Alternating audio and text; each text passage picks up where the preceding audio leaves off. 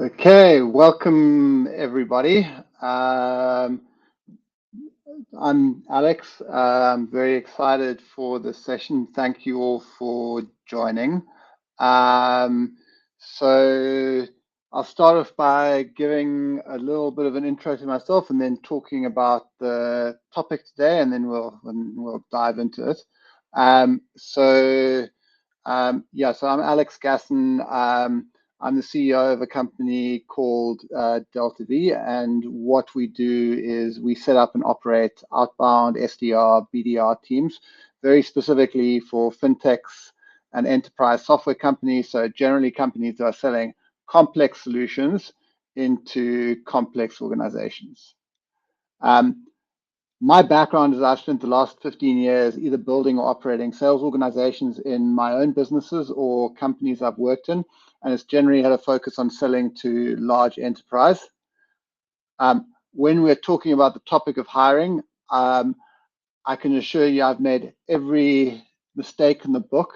I've learned huge amounts of hard lessons in the process, and that's really what I'm hoping to share with you today, and really talk about how you make effective hires, probably for the hardest sales role to hire for, which is sales development reps, with a specific focus on how you go about hiring enterprise grade sales development reps. I think maybe something important to mention as well is that for us as a business at Delta-v, so what we're essentially doing, companies are outsourcing their sales development functions or part of their sales development functions to us. And hiring is an absolutely business critical function for us. And because we're in a normal sales team, you can maybe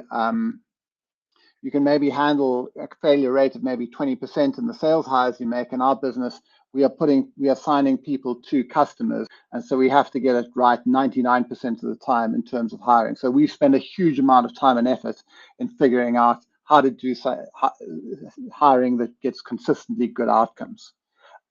So in terms of the session today, it would be great if we can make it very interactive. In terms of looking at all the attendees for today's session, I see there were quite a lot of sales development leaders who are joining, which is great to see.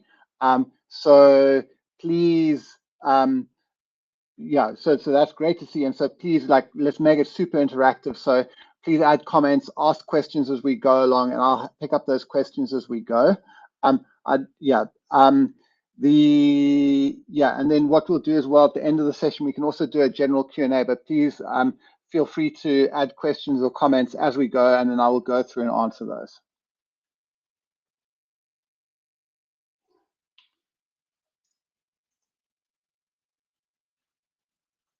Okay, I'm just trying to get to my next slide. Okay, there we go.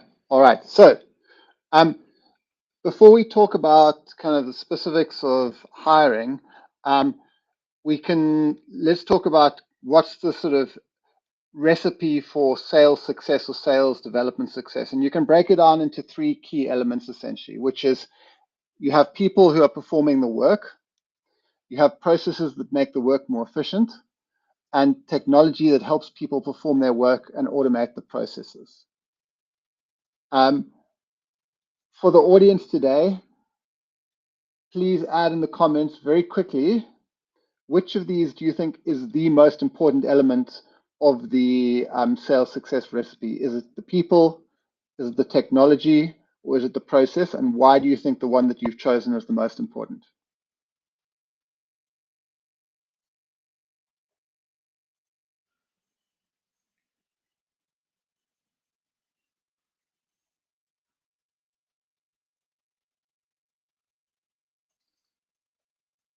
Okay, so Marissa has got it right there. But often people say that the most important thing in this kind of sales success recipe is actually the process. But what I've seen in my experience is that you can have the best tech, you can have the most beautiful process, but it means nothing if you have the wrong people there to operate it. While on the other hand, if you hire exceptional people, they might not get there quickly, but they can still get there in terms of being successful, even if they don't necessarily have the best process or the best technology to work from.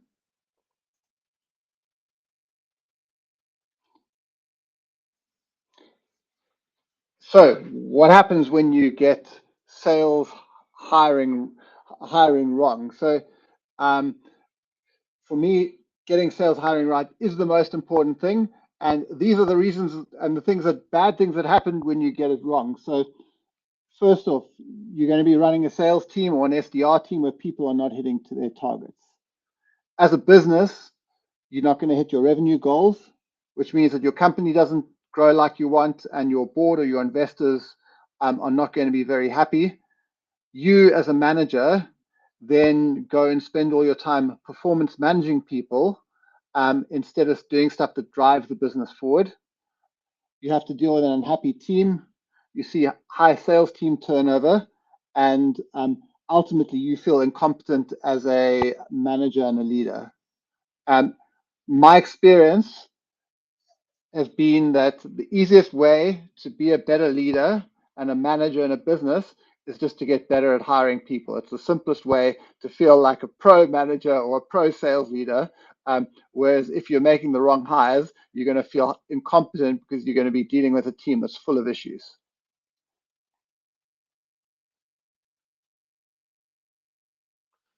Okay, so if we are saying, right, we want to get sales hiring right, or we want to make, or more specifically, we want to hire the right people into SDR roles, how do we go about doing that? So there's a standard process that you can follow to do this in a very systematic way. So the starting point for hiring is to go and create the right hiring scorecard, which is essentially saying, what are the specific traits and characteristics that we are going to be hiring for, and we're going to be measuring candidates against during our hiring process. So that is the first thing that you want to be doing. The second piece is you want to be figuring out, okay, so we've got our scorecard. Now, how do we design a hiring and assessment process that allows us to reliably identify people who are a great fit for the scorecard? And then the other element that you have to get right is you have to figure out, how do you get the right talent coming to your business in the first place? So this session, these are the key things that we're going to cover and dig into a lot of detail on.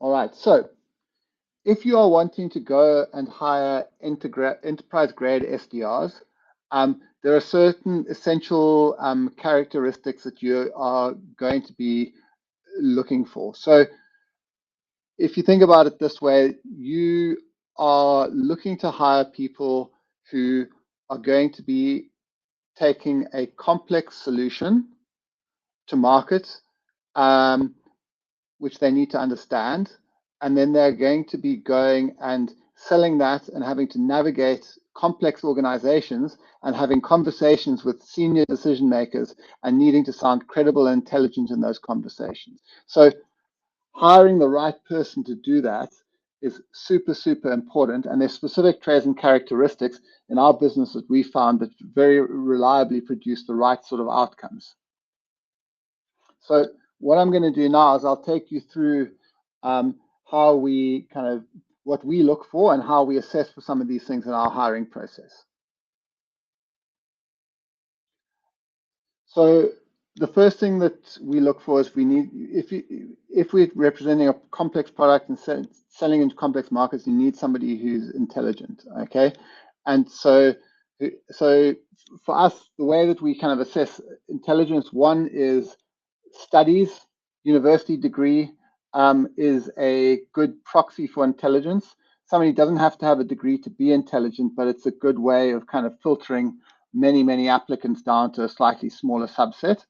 And then the next way of assessing intelligence is often to just listen to how people articulate and convey information when they're in your hiring process. And so really what you're wanting is you're wanting somebody to be able to break down complex concepts into simple and easy to understand messaging that you can easily understand. The next kind of key scorecard item that you want to be looking for, and this is closely linked to intelligence, we find, is curiosity. But the reason why curiosity is so important is because sales is, a lot of people think that sales is all about talking and telling people stuff. It's actually the other way around. It is very much about listening and asking the right questions. And what you want is somebody who is curious about your business and your products, curious about the market that they operate in, curious about the companies that they're going to be reaching out to, and curious about the specific buyers that they're going to be talking to. And that then puts them in a position where they can ask, they can have the information that they need, they learn, and then they can also go and ask great questions. So the way that we test for curiosity in our hiring process is already at the screening call stage. We're seeing how curious they are, and that's by seeing what type of questions people ask. So do they ask great questions on the screening call about our business and about the role? And essentially, like the types of questions that are good questions are things like, are they trying to uncover what is the opportunity for them in a role with us? So what do we do as a business? Where are we going? How can they grow? Those sorts of things. Not questions about like, what are the working hours, or what's the kind of culture like, or what are the perks like? Another way that we test for curiosity at a very early stage in the process is understanding what research people have done on us as a business. And another thing that we also find out is, what are they doing to learn and improve their own skills as well? But that's also closely linked to curiosity. So we're looking for tangible things that people have done to improve their skills. So for instance, they've gone and just done a course on their own, not a course the company's provided them, or they're listening to certain blog posts, so they've read certain books which are helping them improve their skills and knowledge in the space that they're operating in. The next scorecard item that we look for is, so yeah, Marissa's got a question about curiosity. So do you believe curiosity can be developed, or must it be innate? So I don't have a strong opinion on this. I do think that maybe people's background, and it might go back to kind of early stage development, kind of people might be taught kind of curiosity then, but my experience has been, to a large extent, by the time people are entering the working world, they're either curious or they're not. I don't know if it's something that can necessarily, I think it's something that comes naturally to you, as opposed to something that you kind of can learn. So moving on from kind of curiosity, I think communication goes without saying. And what we're looking for is somebody who's got excellent verbal and communication skills. So, I mean, written communication is pretty simple. You're going to be looking at how someone structures their CV, how they communicate over email, very simple things in terms of their interactions with you. And then in terms of verbal communications, is obviously how they communicate with you on the phone. And also, again, part of that is can they convey complex concepts in simple and easy to understand terms?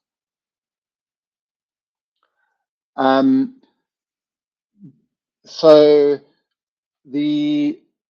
after communication, the next skill that is fundamental as well to sales is coachability. And really what coachability is about is that somebody has the capacity to take feedback, learn and improve, or they can actually go and self-assess and also figure out where they can improve and what they're doing. And so the way of thinking about it is, like, to some extent, in terms of sales, like sport is a great analogy for sales. Like, you are, like, somebody might go and win Wimbledon playing tennis, but they're still, even though they've won, they're going to make a bunch of errors along the way. And in sales, you are always making errors. You're always missing shots. But what you're looking for is somebody who has the ability to kind of learn from those errors, learn and improve, and like use that, have a feedback loop, whether that's their manager giving them feedback, or they're coaching them and giving them feedback, or whereas they themselves are figuring out how they could be doing things better. So coaching is hard to test for at the early, coachability is hard to test for at the early stages of a hiring process. Generally, the way that we test for that is only the late stages of our hiring process, which is where we bring somebody into the office for an in-office simulation day, where we then run role plays with them. We'll run an initial role play, then give them feedback on where they could improve their execution, and then run that same role play again and see if they've been able to adopt that feedback and improve their execution. Another big one that you want to be looking for is track record of past performance. So ideal scenario when you are hiring somebody is that they're coming with a ready-made sales track record, having had some kind of previous sales experience, and in that experience they've hit their targets and hit their numbers. However, when you are hiring SDRs, in many cases, they are early in their careers and they might not have had past sales experience, or they might have had a taste of sales, but they might not have done enough to really have a track record. So the question is then, in that world, what does past performance mean? So what you're looking there for is evidence of past success in achieving hard, tangible goals. So I think I think an important caveat there is to somebody who's gone and done well, say at school playing sport, like being the rugby team captain or the cricket team captain. That is not a good indicator of past performance, because in many cases that could be somebody who's naturally talented, and because they're just good at hitting a ball, they get made captain, and they're in a system where everything is kind of handed to them.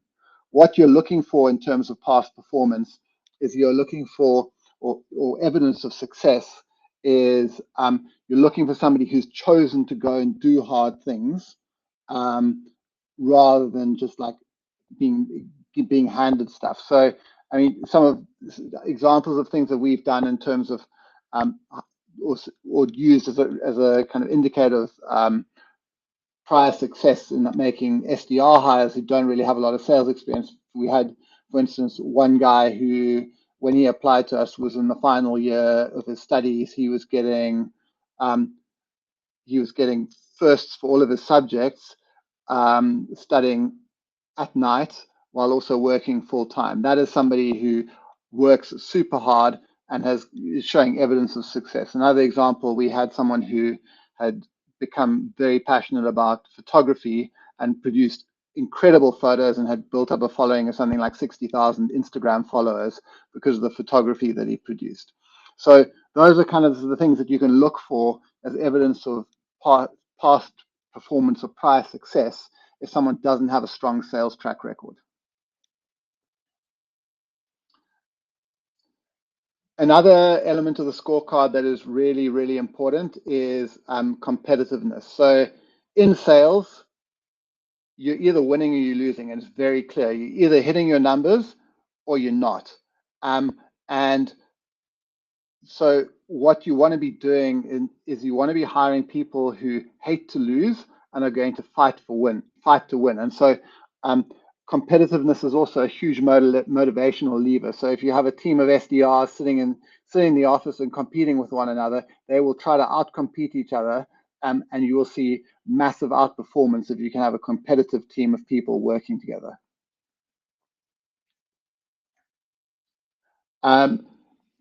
Another key scorecard item is you want to hire people who like to spend money. So a lot of the time, if you're going to interview somebody for a sales role, you're going to ask them what motivates them. They're going to say money motivates them, and that's the wrong way to ask that question, because people who've had some exposure to sales have been trained to say that money motivates them. What you rather want to be asking them is how they spend money, and the reason why. So actually, I'll take a step back. The reason why money motivation is important is because if you look at the rest of the scorecard or what we have above here, you're hiring an intelligent, curious person who's got a track record of prior success. They're going to have many options in terms of career paths and things that they could do.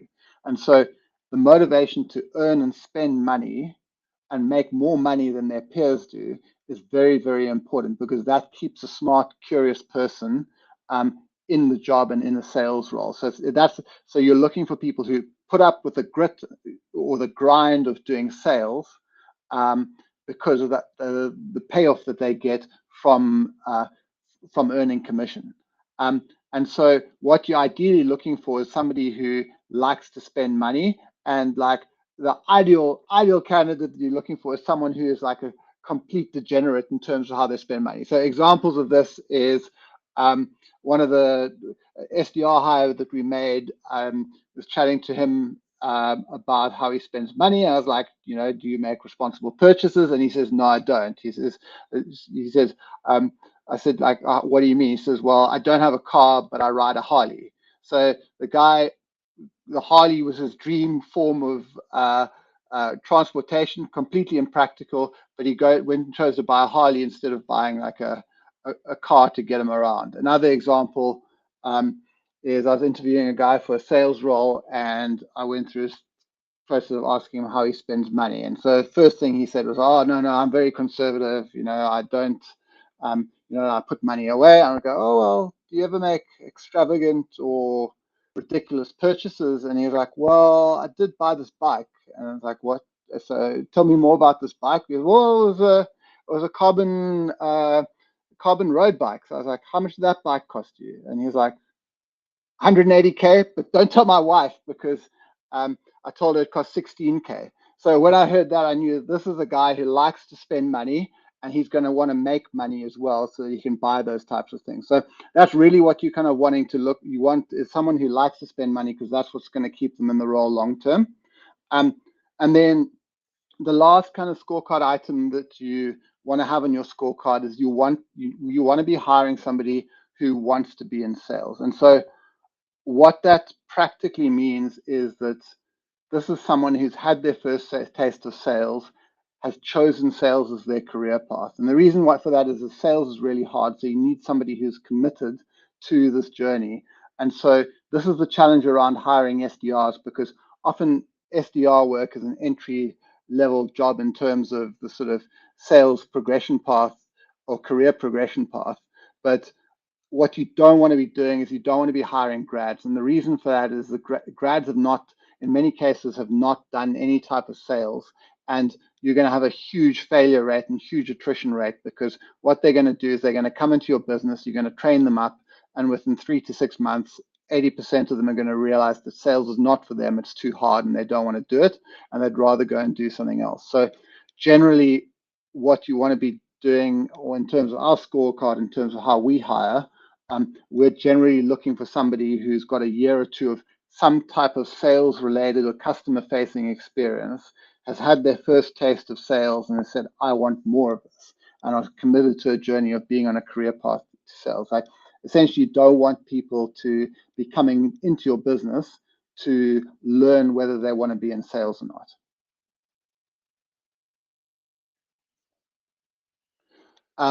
So those are kind of all the items on the scorecard. Please fire away if you have questions. But I see, Bernard, you've got a question here around, do we use personality or aptitude testing to inform and support the scorecard? So we actually don't. The scorecard itself, I would say, is not necessarily a personality test. It's more like a set of specific traits that we're looking for. And if I look at the team of SDRs that we have in our business, we have quite a diverse range of personalities. We have introverts, we have extroverts, we have a whole range of people, but all of these things are true for the people who work in our business. And so what we don't necessarily say, hey, we're looking for a certain type of personality. What we're actually doing is we are, in our hiring process, we've designed it so we are systematically assessing people for each of these characteristics. And the key thing for us here as well is that if somebody does not match one of these characteristics, we don't hire them. So it's a binary thing. Somebody must match all of these, or we don't make the hire. And the reason for that is pretty much every time a hire doesn't work out, I've been able to trace it back to somebody not possessing one of these traits. I mean, talking about past performance, Matthew, so like what I've seen is that in terms of people talking about past performance, like great, when you're hiring people with strong sales experience who are good at sales, they will always be putting their performance on their CV, because they know that is what people care about. And I think that, so, I mean, this comes back to communication as well. But I mean, the way I think about a CV is that a CV is almost like a mini proposal that somebody is sending you. And if somebody cannot put together a good CV that sells themselves and highlights kind of the key things that a buyer, as in terms of like the hiring, your hiring manager for a particular type of job is looking for, they are not good at communication. So again, just like for us, like what's contained in the CV layout, down to just formatting, stuff that we assess someone on at the very screening stage of the process when we're looking at a CV.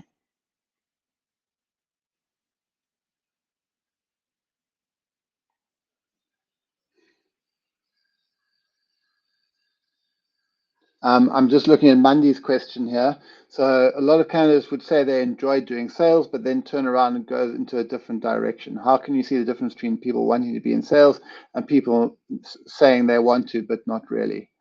So I think the question there is so again, like establishing whether somebody wants to be in sales is not to say, hey, do you want to be in sales? Do you want a job in sales? It's about why do you want to be in sales, and them actually being able to articulate the specific things about a sales role that to be true, that that they enjoy. So people need to be able to articulate specific things about sales. So for instance, one exception where we did hire a grad who had no sales experience, she came to us and said, I want to be in sales.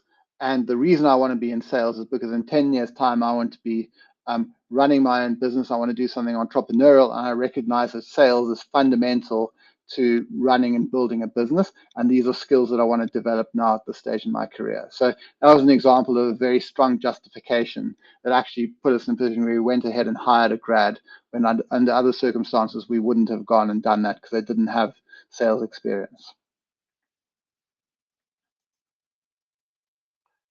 All right, so another thing you want to be figuring out at the same time as your scorecard is how you're going to compensate somebody in a sales development role. So typically the comp structure that you're going to have for an SDR is going to be 70-30 split in terms of their on-target earnings package. So if 100, so give you an example, these are not the correct numbers, but if someone's total on-target earnings package is 100K, that would mean that on an annual basis, 70K of that is base salary, and then if they hit, and the 30% is basically the commission that they would earn if they are hitting their full targets. So that's roughly the split in terms of comp structure for SDRs. In terms of how you want to set up your commission structures, you want to make it as simple and as easy to understand as possible, so that somebody working in the role knows that if they do X in terms of activity, they're going to get Y out in terms of commission. So make it super simple. So for us as a business, in terms of commission that we pay our reps, we focus on paying commission per qualified meeting that is held. And we just pay a straight flat rate per meeting that takes place. It makes it super simple. We have thought about sometimes about changing that and building in accelerators. We just haven't seen the need for that, but there are things you can play around with that. Also super important is you want to be paying uncapped commission. So the more money that your salespeople can earn, the better. And from a recruiting and a hiring point of view, it's fantastic if you're in a position to go and tell stories about how much money reps in your business have made. It's very compelling for candidates when you can say, hey, this guy joined our business 3 months ago and they've just absolutely they've just gone and earned more than their parents do combined.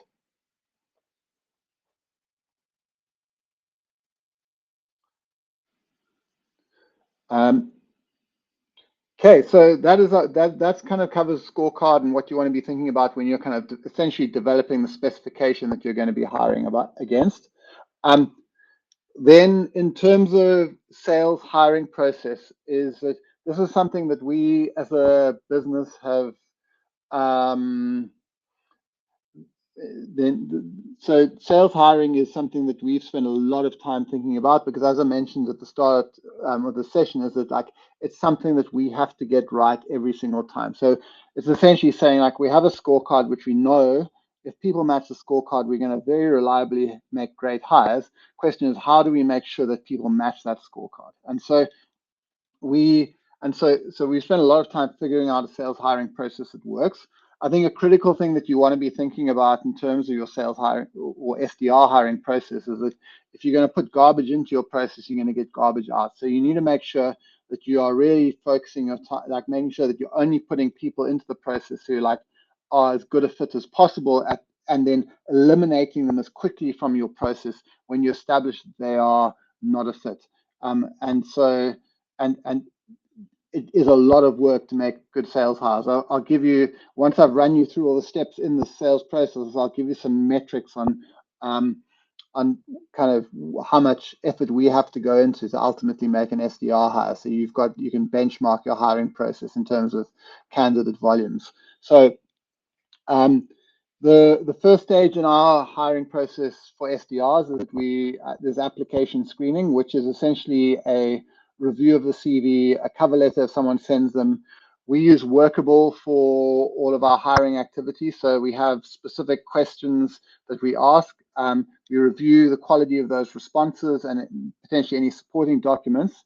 Something to mention about questionnaire responses, what we're seeing is more and more candidates are using ChatGPT to fill in these kind of questionnaire responses, and we're seeing like the answers are complete garbage. It's very easy to spot, but it's not a good sign that somebody's particularly engaged in your hiring process when they do that. We are potentially looking at other ways of doing this now, for instance, using tools like Test Gorilla, making people do sort of video applications so that they can't just kind of use GPT to answer stuff. But the purpose essentially of that application screen is really to eliminate candidates who don't match your basic sort of education and experience requirements of the role. And you can also eliminate people where straight off there's poor communication in terms of things like, in terms of just how CV is structured, formatted, those sorts of things.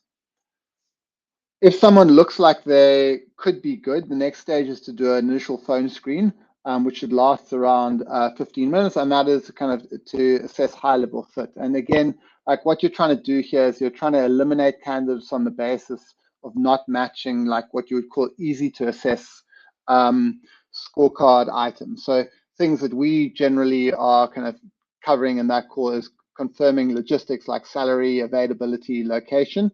And then we're testing scorecard items like verbal communication, motivation to be in sales, intelligent curiosity. And like the key thing, like test around curiosity is, can someone ask great questions that get you talking?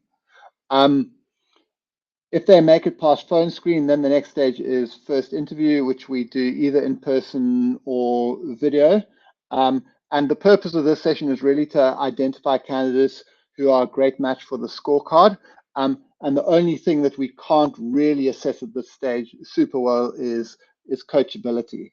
So, and so that's all those other kind of items that we had in the scorecard that you're asking specific questions around, and you can get that covered in 60 minutes. From there, we get people to do a homework task, which is basically a research task, which is role specific to an SDR role in terms of their ability to find the right people at the right companies and craft a mail that they would use to try and book a meeting with someone. And really what we're testing ability is to like execute on a role specific task within a given time frame and produce a good output. And then if that homework task comes back and it's good, the final step is a simulation day. So this is where we bring somebody into the office for a day with us, and we do a final interview, which is a kind of detailed walkthrough of their career history and experience. We use a format called top grading. So if you guys Google top grading interviews, you'll see how that works. We also assess culture fit in terms of they meet the team. And then we're also going to be assessing coachability by getting them to do role-specific kind of tasks. So kind of basically doing like cold call role plays to see if they can handle the pressure of cold calling and take feedback and improve on what they're doing. If somebody is coming with a track record as well, what we do is we sanity check all their past performance numbers. So essentially what we're doing is we're getting a person to share past performance numbers, and we're digging into those and testing that those are actually true. So if this sounds like a lot of work, It is, and now I'm probably going to scare you with the amount of kind of effort that we put into hiring. But generally, to make one SDR hire, we will phone screen around 40 candidates. Those 40 phone screens turn into 10 first interviews, of whom around 4 will get homework tasks, 3 will, or 2.5 will progress to sim day, and then we make one hire. So it's a hugely expensive and costly process to make these hires, but if you are trying to make great sales hires or SDR hires, you have to have a really extensive process and rigorous process, because otherwise you're not going to reliably get good outcomes. Does anyone have any questions around hiring process that they'd like to add here?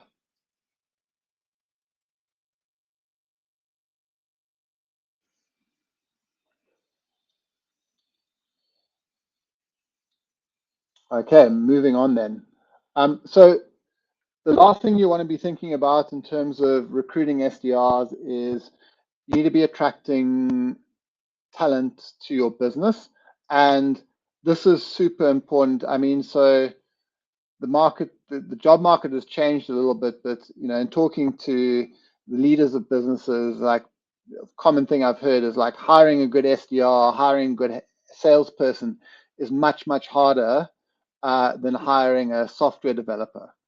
And so, and that is 100% true. So the question is, how do you attract people to your business? And so I think before you go and start thinking about like tactics and things like that, a critical question is that you need to be able to answer is like, why would somebody who's happily employed in a good job at a company want this role in your business?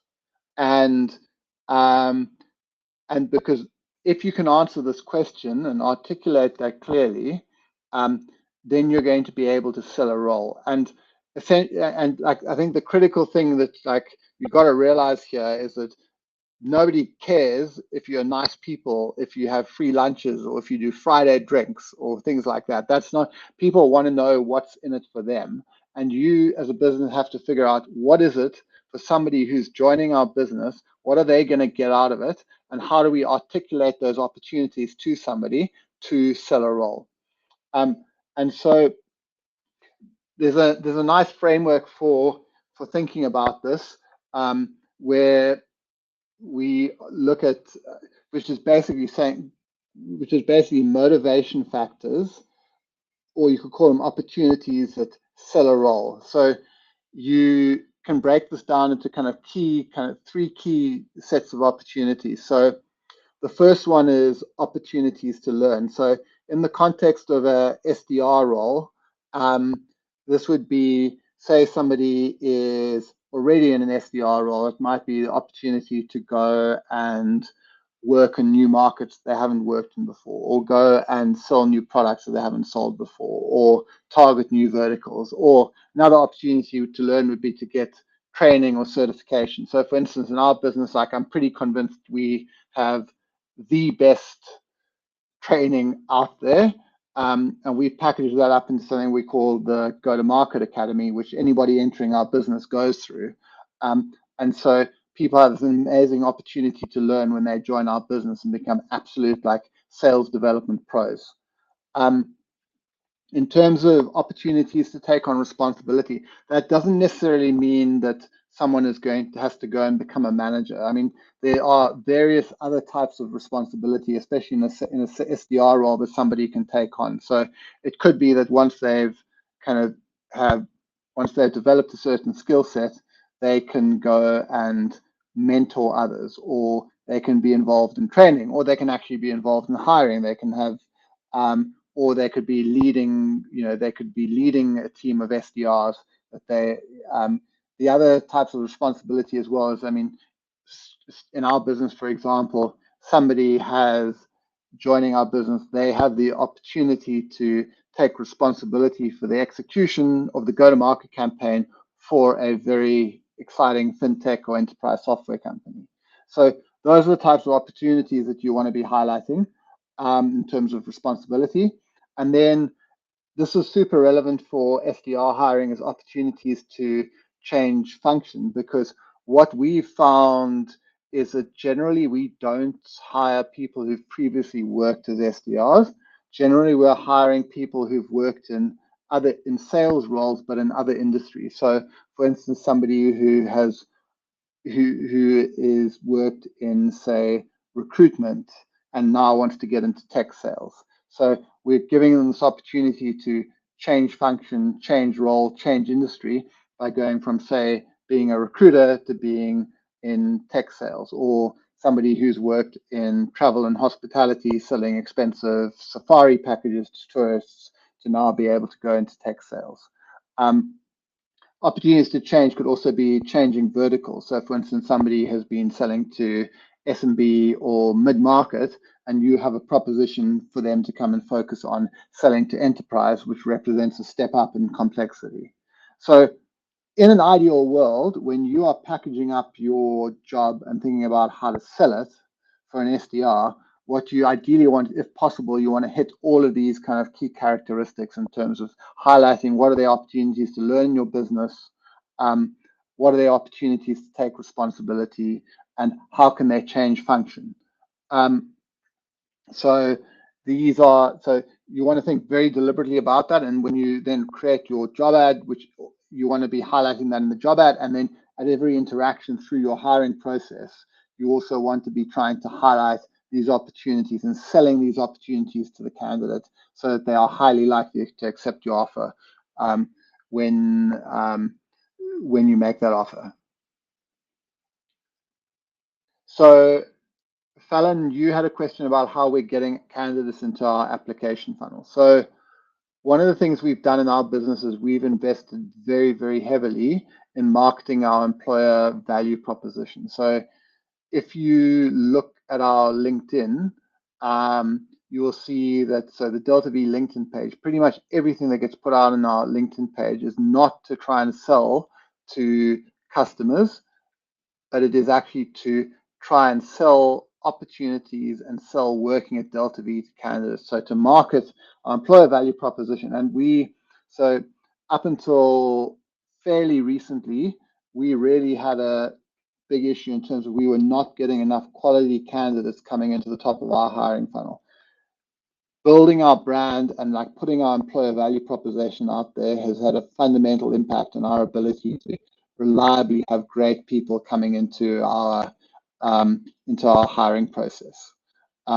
So that's what we do. Is I think that you want to, aside from like your standard recruiting activities of pushing out job ads and then like screening the candidates who come through, you want to be actively figuring out how do we go and market our employer value proposition, our employer brand to the market, because it has a huge impact. And pretty much everybody who interviews with us now tells us how much they love our business, even though they know nothing other than what they've seen on LinkedIn.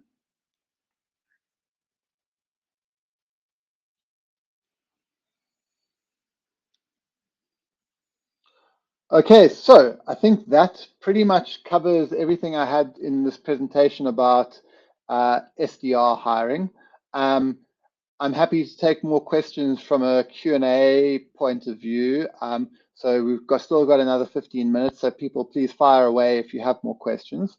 Kungawa, I see that you had a question earlier on about curiosity and what short courses would you recommend for an aspiring SDR or BDR in the fintech space. To be honest, I'm not sure if there are any, specific courses that I would recommend. I think that, you want to be doing things that are of interest to you and you're genuinely curious about. So and also aligned with a specific career objective that you might have. So I think that, so I think just going and doing courses is good. I don't necessarily have anything that I would specifically recommend. One thing that I would say is, this is not relevant specifically to fintech, but a place that does actually have really good free kind of courses is the HubSpot Academy. So they've got a lot of great sales related kind of online content and courses that you can do. And so in our business, even though we don't actually use HubSpot in our business, we actually make we have our team go and do those at various points while they're working here to go and improve their knowledge.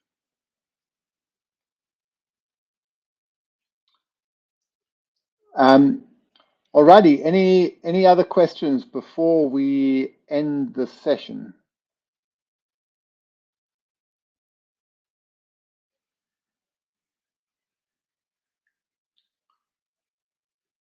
All right, well, I think that we can wrap things up, but everybody, thank you so much for joining us, and it was great to have you all here.